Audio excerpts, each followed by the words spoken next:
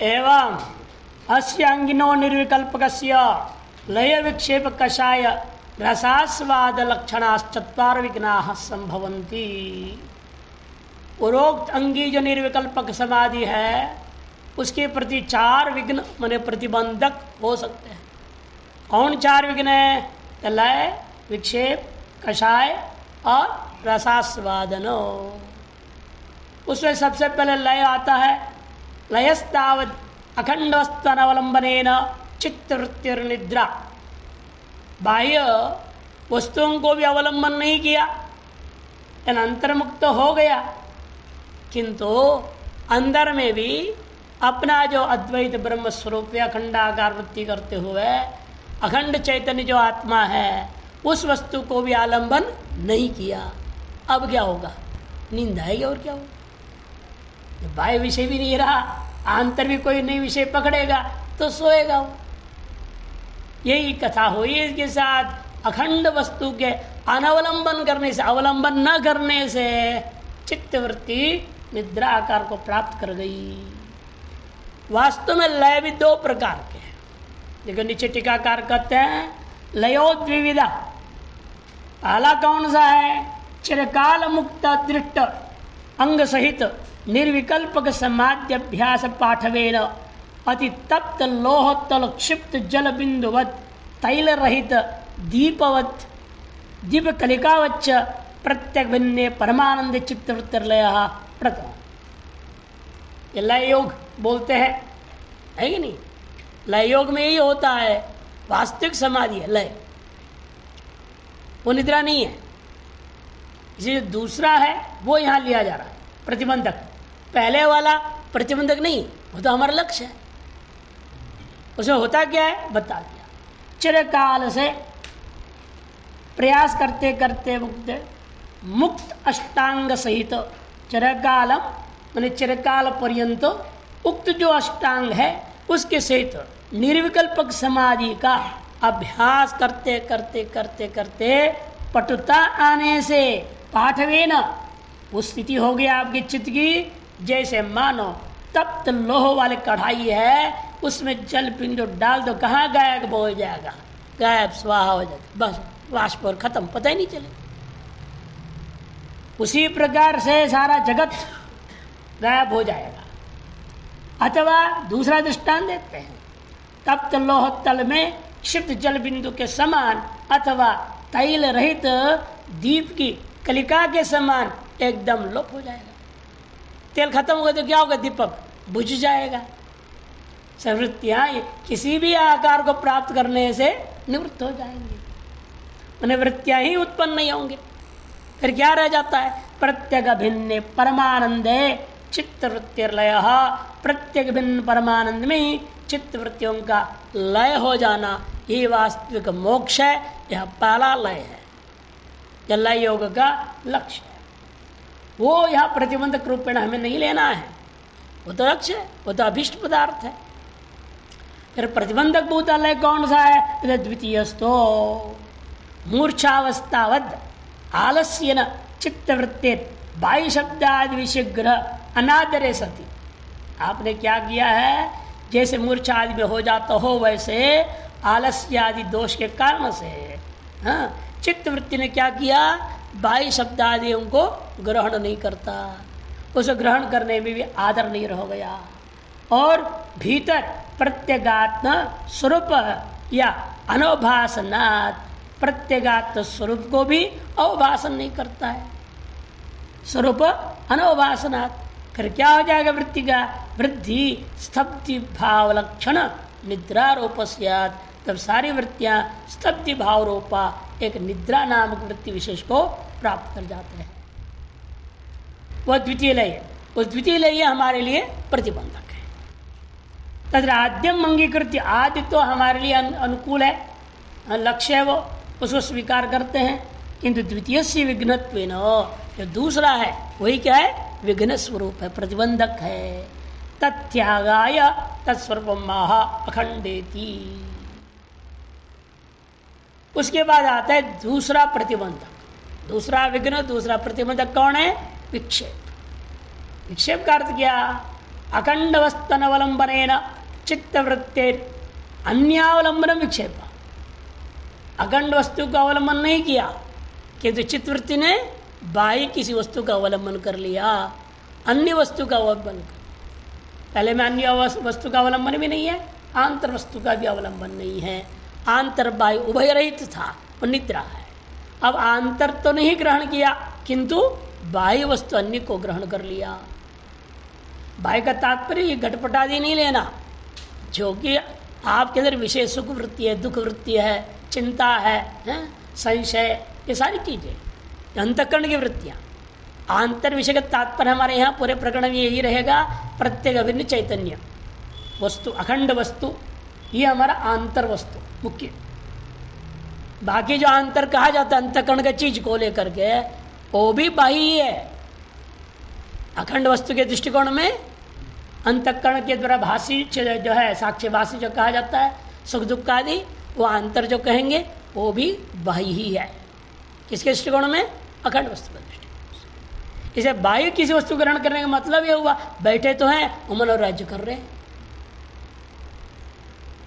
बैठे बैठे महल बना लिया, आश्रम बना लिया, कुठा बना लिया, कुछ बना लिया, बैठे, वो भी बाह्य वस्तु ही कहा जाएगा। ये नहीं घटपाटी ग्रहण करोगे तो ही बाह्य है, ऐसा नहीं है। क्योंकि यहाँ विषय क्या ले रहे? अखंड वस्तु का अवलंबन नहीं किया, उससे भिन्न वस्तु का अवलंबन कर दिया, उसका नाम विक्षेप है। जैसे मनोराज्य आदि में क्या है? विक्षेप ही कहा जाएगा। और लय भी नहीं, विक्षेप भी नहीं मान लीजिए। तीसरा कौन सा था? कषाय। लय विक्षेप अभावेपि चित्तवृत्ते रागादि वासना स्तब्धि भावात, राग आदि की वासना से स्तब्ध हो गया। अखंड वस्तु का यहाँ पर भी अनवलंबनम एवं कषाय, कषाय कहते उसे, यहाँ पर भी क्या कर रहे हैं आप? अखंड वस्तु का अवलंबन नहीं कर रहे हैं। तीनों में अखंड वस्तु का अवलंबन नहीं, लेकिन यहाँ लय के समान उभय वस्तु रहित भी नहीं है और विक्षेप के समान बाह्य वस्तु भी नहीं है, किंतु फिर क्या है यहाँ?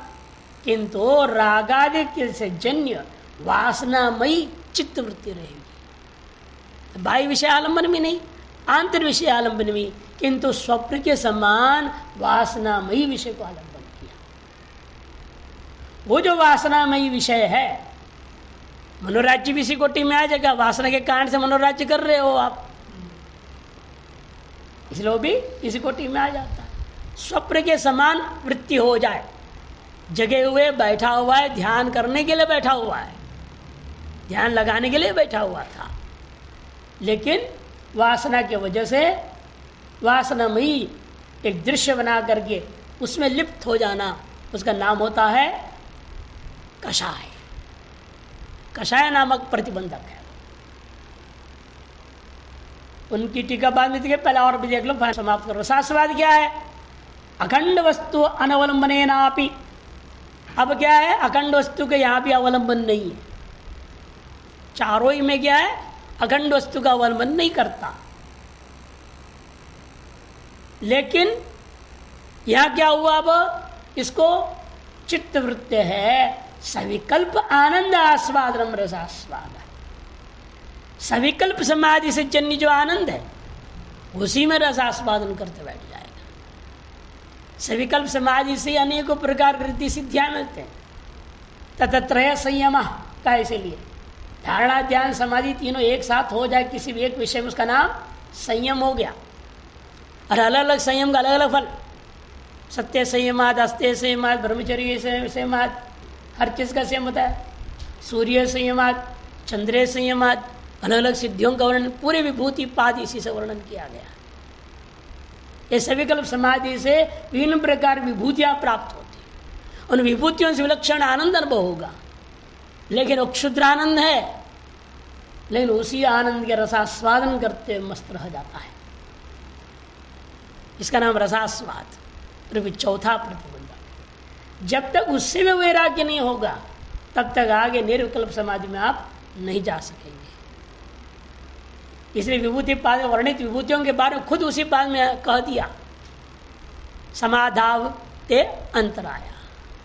वे सब कितने समाधा बंतराया, वे सब के सब वास्तविक जो समाधि निर्विकल्प समाधि में अंतराय है, प्रतिबंधक है कि वो जो क्षुद्र आनंद में ही भी हम रसास्वादन कर लग जाते हैं, वो हो गया।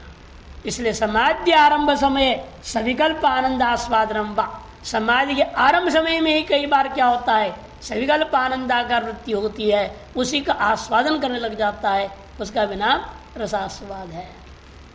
आरंभ समय में भी हो सकता है और इस तरीके से बीच में भी हो सकता है, अंत में भी हो सकता है। कभी भी विभूति को लेकर के जन्य आनंद में आप आस्वादन करने लग सकते हैं, उसी में प्रसन्न होकर पड़े रह जाएंगे। ये चौथा विघ्न है। अखंड वस्तु ग्रहणाय अंतर्मुखतया प्रवृत्ताया चित्तवृत्त।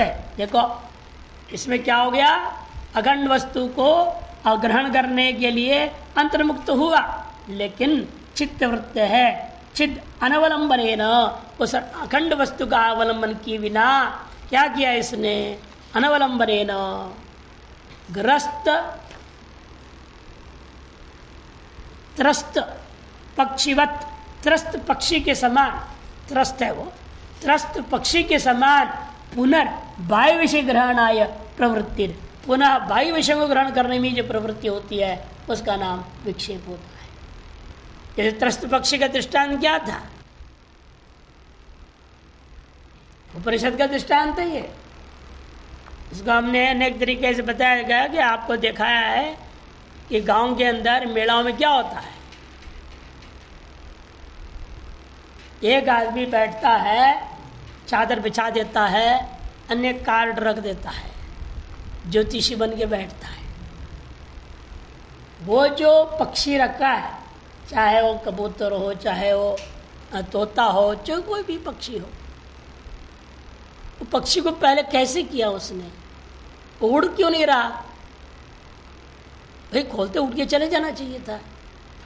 उसने क्या कर देता है, उसके एक पैर में धागा बांध देता है और उस धागे का दूसरे छोर को पिंजरे में बांध देता है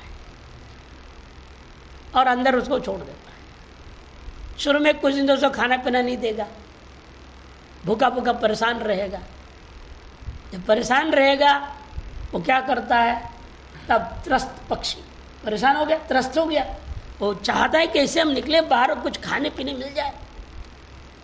वो क्या करता है, वो जो कार्ड होते हैं उनमें चावल रख देता है, उसके भोजन दाना, और उसको खोल देता है। खोलते ही पहले वो उड़ के ही जाना चाह रहा है भोजन पाने के लिए, उड़ता है इधर उधर इधर उधर, अब क्या बंधा हुआ है ना, कहाँ जाएगा वो, और फिर थक करके नीचे बैठ जाता है, गंध आते चावल आदि का, जाके उसको खा लेता है, फिर वापस उसी पिंजरे में डाल दिया जाता है। करते करते ऐसे करने के बाद पिंजरे इधर जो बांध रखा है उसको खोल देगा, लेकिन धागा तो पर में लगा हुआ है। उसके दिमाग धीरे धीरे ऐसा हो जाता है पक्षी का कि मेरे जो उड़ान का सामर्थ्य है बस 3 फुट से ज़्यादा नहीं, इतनी जा सकता हूँ, फिर आ जाए। दिमाग में बैठ गया, और भोजन कहाँ मिलेगा, दिमाग में हो गया, इसी के अंदर मेरे भोजन रखा रहता है। अब इसलिए जब भी वो ज्योतिषी बन गया, बाद में बैठा दिया, और जब भी कोई आता है पैसा ले लेता है पहले, इसीलिए फिर कहता है देखो हमारा तोता तुम्हारा सब बता देगा। कुछ कुछ कार्ड में डाला रहता है, किसी भी कार्ड को उठा देता है, वो जिसमें चावल है उसको निकाल देगा। अब हम लोग जो देखने वाले ध्यान नहीं देते, वो चावल गिर गया, वो यूँ करता है ना, हिलाता क्यों है, वो उठा के सीधे क्यों नहीं देता। हमारे दिमाग में ये आया है कि ये उठा के सीधे मालिक को देना चाहिए, ज्योतिष पढ़ लीजिए इसका। वही यूँ करता है, वो यूँ फेंक देता है और वो दाना छूटता है वहाँ। अब आदमी जो ज्योतिष सुनने के लिए गया, इतना कुतूहल रहता है सुनने के लिए, वो ध्यान जाता नहीं इन चीज़ों पर। इसलिए हम लोग जो जाते थे खुद तो ज्योतिषी, हम क्या उसे सुनेंगे। इसलिए हम चीज़ देखते क्या चालबाजी है इसमें, ये देखो क्या तरीका अपनाया है इसने। 4 आने 8 आने 1-1 रुपया भी हमने दिया है ये समझने के लिए टेक्निक उनका। तब पता चला ठीक है, आपके भाग्य के अनुसार उसने उठाई, ये भी मान लेंगे, जो भी बोल देता। इन 5 मिनट फिर पूछो तो दूसरा आ जाएगा ना। अब ये सही कि वो सही पर से विरुद्ध आ जाए तो, इसीलिए वो सब ऐसे ही है। लेकिन चलो, मन संतुष्ट हो जाता है लोग पूछने वालों के लिए, उसकी भी जीविका चलती है।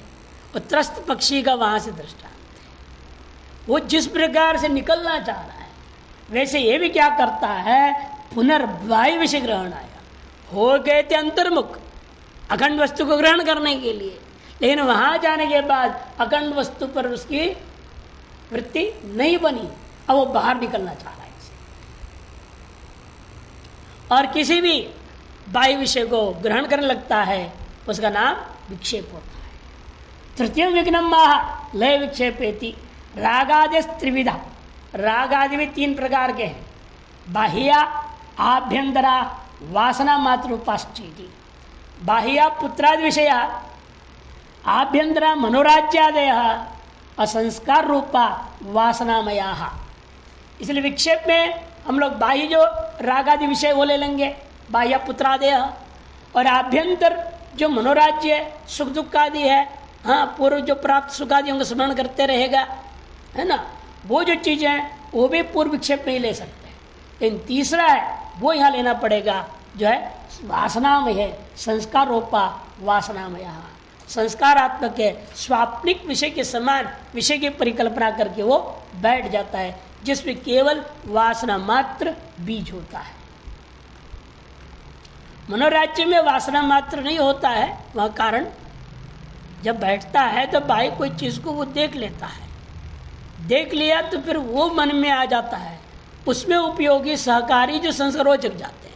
जैसे भ्रांति में होता है, आपने रज्जु को देखा, सर्प का संस्कार अंदर से जग गया, बाह्य अविद्या में सहयोग देकर वहाँ सर्प खड़ा कर दिया रस्सी के आकार के कारण से। उसी पर यहाँ पे बाह्य विषय को लेकर के ही वो अंदर चला जाता है, बैठता है, और वहाँ वो जो बाह्य विषय जो देखा था तत्संबंधी संस्कार जग करके वो अपनी कल्पना जगत में चला जाता है। इसलिए मनोराज्य में और वासनामय स्वप्न में ये अंतर है। मनोराज्य तो जागृत अवस्था में होता है और स्वप्न जो है निद्रावस्था में होता है, और यहाँ दोनों के सम्मिश्रित स्वरूप एक तरह से है, ये आपका कषाय वासनामय चिंतन होता है। तत्र अनेक जन्म अभ्यास अभ्यस्त बाह्याभ्यंतरागाद्य अनुभव जनित संस्कार ही आगे ना। इसलिए कषाय किसको लूंगा, जो अनेक जन्मों के अभ्यास के कारण से बाह्य और कौन, बाह्य कौन, पुत्रादि विषय, आभ्यंतर कौन, मनोराज्य आदि अनुभव से जनित जो संस्कार ही कलुषीकृत चित्तम, उन संस्कार से कलुषीकृत चित्त होने के नाते वह अंतर्मुख होकर के अखंड वस्तु को ग्रहण नहीं कर पाता, किंतु क्या करता है, कथनचित श्रवणादि साधन अंतर्मुखम अपि, है ना, किसी प्रकार श्रवणादि साधन के कारण से भले ही वो अंतर्मुख हो गया है, फिर भी अंतर्मुखम अपि चैतन्य ग्रहण सामर्थ्य अभावात, अपने चित्त स्वरूप अखंड वस्तु को ग्रहण करने का सामर्थ्य न होने से मध्य एवं बीच में लटक गया, त्रिशंकु के समान वो जो है स्तब्धी भवती, स्तब्ध जैसा होता है, उसका नाम कषाय नाम का प्रतिबंधक है। यथा राजदर्शनाय स्वग्रहात् निर्गत्य, दृष्टांत एक और दे रहे हैं। राजा से मिलने के लिए कोई व्यक्ति चला, घर से निकला, गया राजमंदिरम प्रविष्टस्य, और राजमहल में प्रवेश भी कर गया, किंतु भीतर के दरवाजे में एक खड़ा है द्वारपाल, कस्यचित् पुरुषस्य, ऐसे किसी पुरुष के प्रति द्वारपाल निरोधेन, द्वारपाल ने रोक दिया, रुकिए कहाँ जा रहे हैं आप भले भले नहीं जानते मैं कौन हूँ। अरे आप कौन है, माथे पे थोड़े लिखा है, खड़े रहिए, आधार कार्ड दिखाए पहले आप कौन है, पहचान गया आपका, क्या आपने जो है आज की भाषा में जो अपॉइंटमेंट लिया है, आगे घुस गए सीधे। वो बड़ा आदमी था, बड़ा श्रेष्ठी होते थे ना, श्रेष्ठी लोग राजा के बहुत निकट होते हैं, ये पैसा देता है ना, हमेशा राजा के निकट श्रेष्ठी लोग होते हैं, ये अनादिकालीन परंपरा है। आज भी देखिए जितने प्रधानमंत्री राष्ट्रपति होते क्या है, इनका प्रिय कौन होता है, अरबपति खरबपति होते हैं, उनको और आगे बढ़ाते रहते हैं, इनको मिलते रहता है। ये चक्कर चलता है। तो वो जमाने में ऐसे था, वो गया लेकिन उसने रोक दिया। तो न्याय हो रहा होगा द्वार पर, पहचानता नहीं, ये राजा का निकटतम जो है श्रेष्ठी है, सेठ है, नहीं पहचाना उसने, तो उसने रोक दिया। तो उसको दिमाग में एकदम स्तब्ध हो गया, क्या हो गया, मेरे साथ ऐसे कैसे हो सकता है, होता है ना दिमाग में, हमको ऐसे धक्का मार कर रोक दिया। तो स्तब्धि भाव जैसे हो जाता है, तथा परित्यक्त बाह्य विषय से अखंड वस्तु ग्रहण आय प्रवृत्त, बाह्य विषय को परित्याग करके अखंड वस्तु ग्रहण करने के लिए प्रवृत्त पुरुष के अंदर उद्बुद्ध रागाद संस्कारी, उद्बुद्ध राग संस्कार से स्तब्धि भावाद अखंड वस्तु अग्रहण कषाय, स्तब्ध भाव के होने से अखंड वस्तु ग्रहण नहीं करता है, उसका नाम कषाय। चतुर्थम विघ्नम अखंडेति, चौथा विघ्न वही है जो संकल्प आनंद को आस्वादन करना, रसास्वादन। उक्त सग्र समाध्योर मध्य द्वितीय शब्द अनन्विद्य त्रिपुटी विशिष्ट तस्मिन् यह आनंद। कहते देखो, उक्त जो सविकल्पक समाधि के बीच में, सविकल्पक समाध्योर मध्य, समाधि द्विवचन बोल दिया, सविकल्प समाधि से निर्विकल्प समाधि में जाने से पहले बीचों बीच में क्या हो जाता है व्यक्ति को, कहते व्यक्ति जो है शब्द अननुविद्ध त्रिपुटी विशिष्ट, शब्द से अनुविद्ध नहीं है, ऐसा जो शब्दानुविद्ध होना चाहिए, अननुविद्ध नहीं होना चाहिए, से टिप्पण कहा दिया। कई ग्रंथ वालों ने इसमें अननु नहीं हटा करके अनु ले लिया। शब्द तो है ना, अभी त्रिपुटी तब तो माना जाएगा, यदि शब्दादि विषय नहीं तो त्रिपुटी कैसे। त्रिपुटी में ये होता है शब्दादि विषय, प्रमेय है, प्रमाण है, प्रमाता, तीनों का नाम त्रिपुटी होता है। आप त्रिपुटी बोल भी रहे हैं और अनर्विद कैसे हो सकता है। इसे द्वितीय शब्दानुविद्य त्रिपुटी विशिष्टा तस्मिन् यह आनंद, उसमें जो आनंद है बाह्य शब्दादि विषय प्रपंच भार त्याग प्रयुक्त, यदि वे बाह्य शब्दादि विषय प्रपंच का भार परित्याग कर चुका है, न तो चैतन्य प्रयुक्त, लेकिन चैतन्य से प्रयुक्त नहीं है वो, किंतु आंतरिक सूक्ष्म जो शब्द है, दिव्य शब्द, दिव्य रस, दिव्य गंध, दिव्य जो है स्पर्श आदि का आनंद लेता है। यही है सर्ग समाधि का फल, भिन्न प्रकार के दिव्य भोग की प्राप्ति, सूक्ष्म भोगों की प्राप्ति, उसी में आनंदित होकर रह जाना और आगे निर्विकल्प समाधि में न जाना, बीच में रह गया, इसको कहते हैं चैतन्य प्रयुक्ता। उसका नाम रसास्वाद नाम का चौथा प्रतिबंधक हो। इसको भी दृष्टांत समझा रहे, यथा निधि ग्रहणाय प्रवृत्तस्य निधि परिपालक भूत प्रेताद्यावृतस्य निधि प्राप्त भावे भी भूताद्य अनिष्ट निवृत्ति मात्रेण कोपि महान आनंद भवति। तथा यथा किसने बता दिया वहाँ चले जाना, वहाँ इतना गहरा गड्ढा खोद दो, वहाँ पर एक घड़ा है, घड़े में दुनिया भर सोना चांदी है, ले लेना, सुखी रहो, कहाँ परेशान हो रहे हो। बेचारा भाग गया, खोदने लगा, खोदते वक्त भूत प्रेत परेशान करने लग गए, फिर भी खोदा जैसे तैसे, वहाँ से नीचे सांप निकल पड़े। घड़ा भी दिख रहा है, अब घड़ा दिखने से क्या होगा, सांपों से कौन भिड़े। अधिकतर माना गया इन निधियों को सांप रक्षा करते हैं, पता नहीं क्यों, उनको क्या उसमें आनंद आता है, उसके सुरक्षक बने हुए रहते हैं। लेकिन उन सबसे जान बचा के जब भागता है आदमी,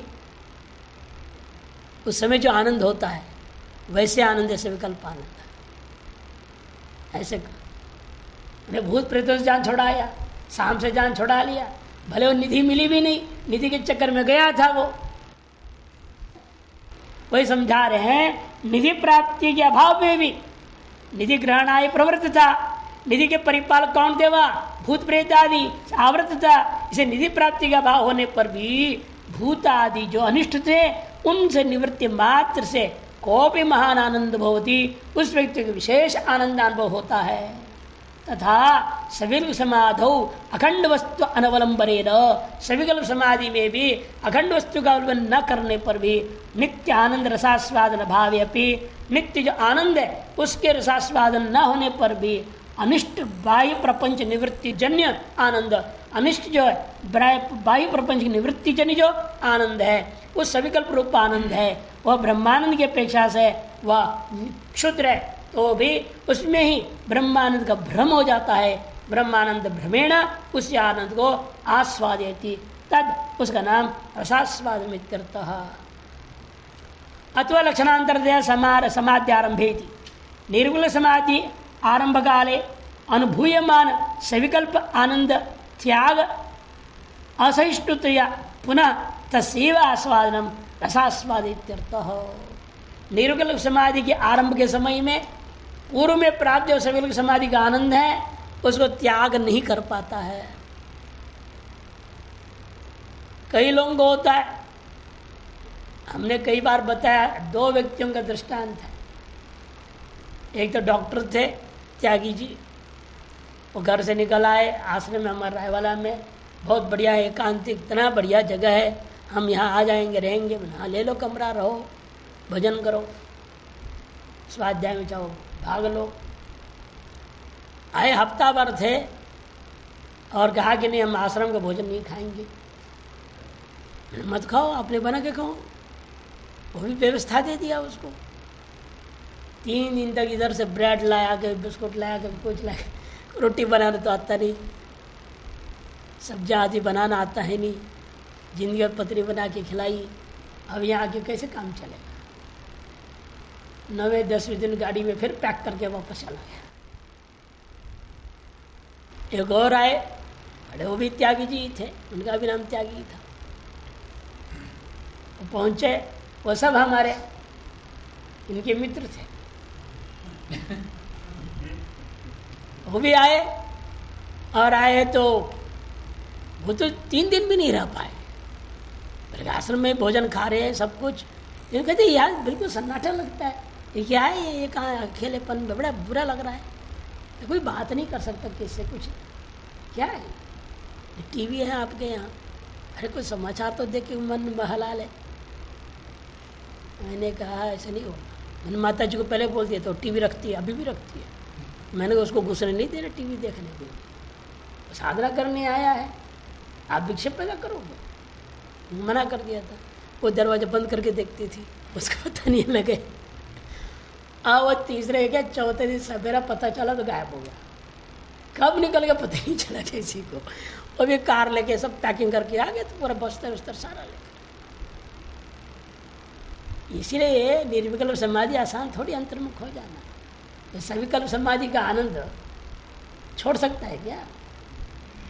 ऐसे गृहस्थी का वो आनंद छोड़ नहीं सकता, एकांत का आनंद पा नहीं सकता है। और स्मरण आता है तो वहीं भागता है वापस। एक तो और आया तो बड़ा अच्छा रहा, काफ़ी दिन तक रहा, कम से कम वो 20-21 दिन रहा।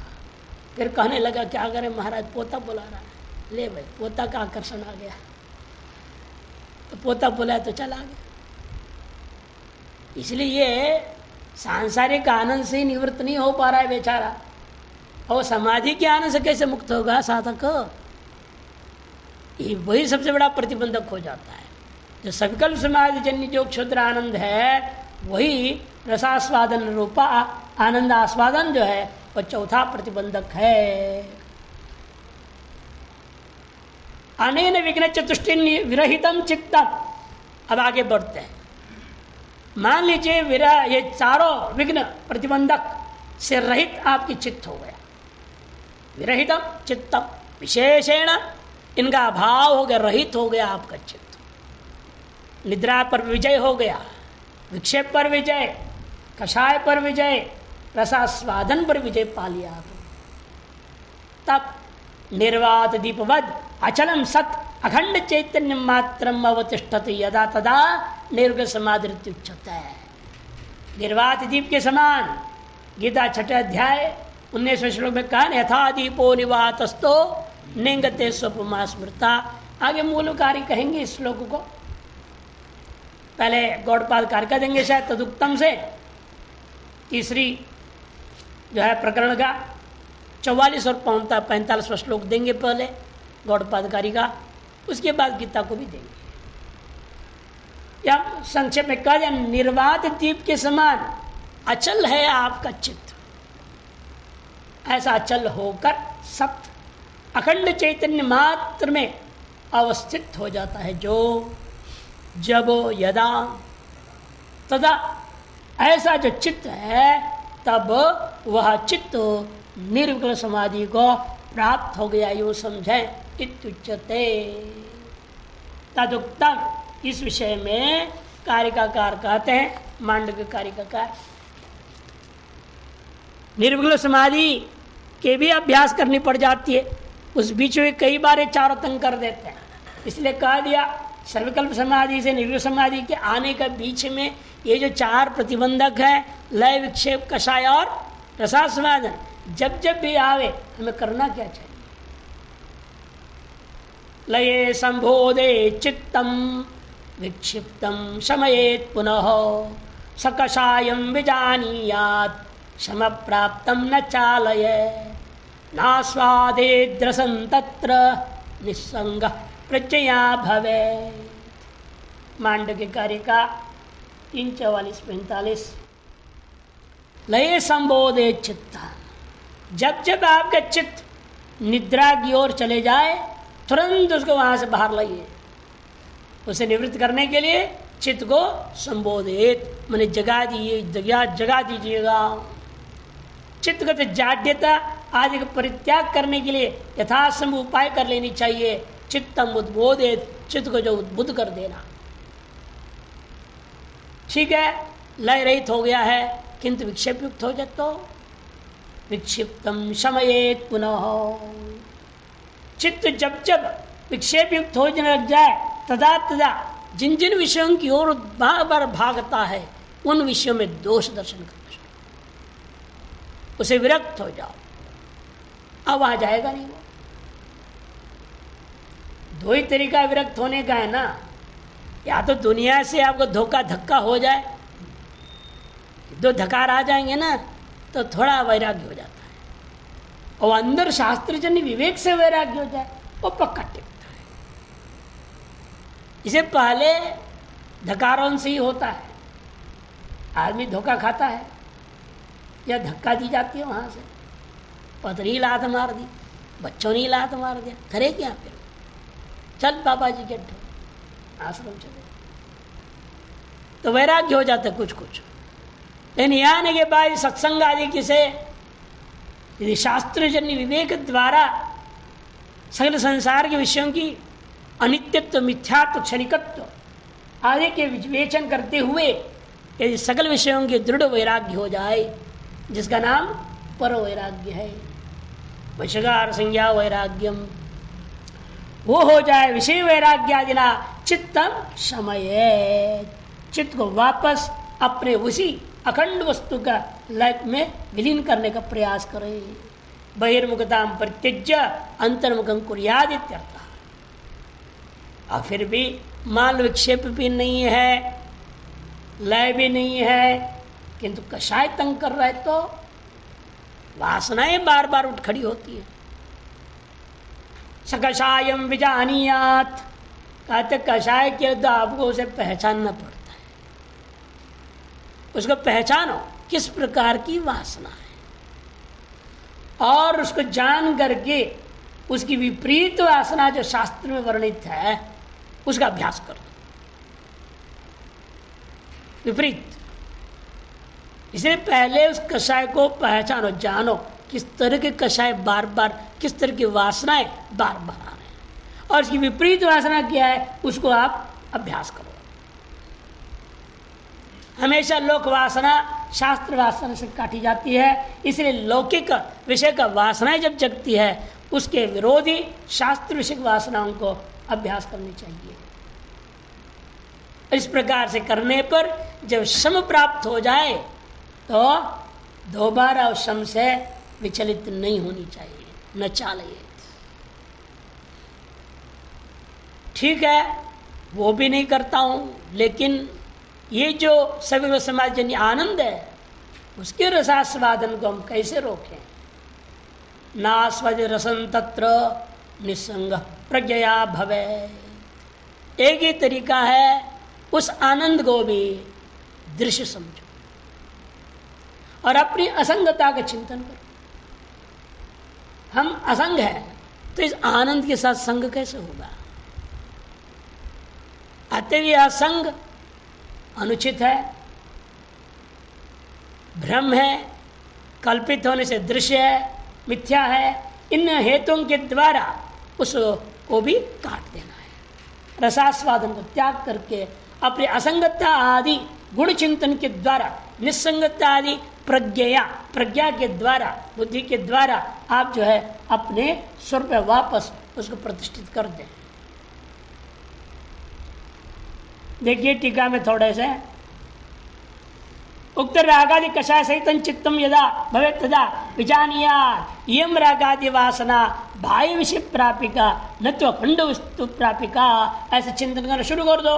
अतो नेयम समीचीना, यह समीचीन नहीं है इति विविच्य, विवेक करके प्रत्येक प्रवण वासनाया सकाशा, वही प्रत्येक प्रवण वासना माने शास्त्रीय वासना, उन वासना की ओर अपने चित्त को झुका दो। झुका करके अखंड वस्तु प्रापिका नहीं है, इसे हट करके निकृष्टा अतः, इसलिए इस प्रत्येक प्रवण जो शास्त्रीय वासना की अपेक्षा से ये जो वासना है वो कैसी है? निकृष्ट है। अतः त्याज्या इयम इति जानीयात्, और त्याज्य करके उसको त्याग देना चाहिए। तच्चित्तम यावदा कालेन रागादि वासना क्षय सहितम भवति तावत् कालं तच्चित्तम स्वस्थानात् न चालेत इति कम न कंपयेत्। इस पर जब तक रागादि वासना एक क्षय हो गया और आपका चित्त शांत हो चुका है, वह जो शम को प्राप्त हो गया चित्त, उसको दोबारा विचलित न करे। वासना क्षय अनंतरम चित्त स्वतएव प्रत्येक प्रवणं भवति। देखो वासना क्षय जैसे जैसे होता है आपका चित्त स्वतः ही आत्मस्वरूप चिंतन में विलीन होने लगता है। धीरे धीरे स्थिति ऐसी होती जाती व्यक्ति का, बोलना चलना, पढ़ाना तो दूर की बात, किससे बोलना चलना भी नहीं चाहता है, चुपचाप बैठा रहेगा। हम लोग छोटे महाराज जी को देखते थे, पहले दिन रात पढ़ाया करते थे एक समय, धीरे धीरे धीरे धीरे घटाते गए, वृत्ति नहीं होती थी पढ़ाने की। मुश्किल से 2 पाठ जबरदस्ती पढ़ा करते थे, फिर वो भी खत्म कर दिए। फिर आना जाना बंद कर सत्संग हॉल में ही, पाठ ही नहीं पढ़ाना है, वहां बैठ के क्या करना है। ऐसे वृत्ति होती की बार वहां जाए, कमरे में पढ़ाते थे वहां भी पढ़ाना बंद कर दिए। वृत्ति धीरे धीरे खत्म होती है। फिर कोई आए बैठे देख रहे हैं, बोलते ही नहीं। बहुत कोई रोवे, परेशान कर दे, महाराज ये दुख है, वो दुख है, वो परेशान, ये नहीं हो रहा, वो नहीं हो रहा, जो गीता पकड़ा देते, महादेव गीता पाठ करो, सब समस्या समाधान हो जाए। इसमें सब समस्या का समाधान है, पढ़ो, चरण करो। धर्म क्षेत्रे बेचारे को गीता में लगा दे तो कहा गीता पाठ कर, 2 श्लोक पढ़ के भाग जाता था, रख करके। फिर कहते महादेव महादेव पुस्तक ले जाना, ले जाओ ले जाओ, फिर चुप पाएगा।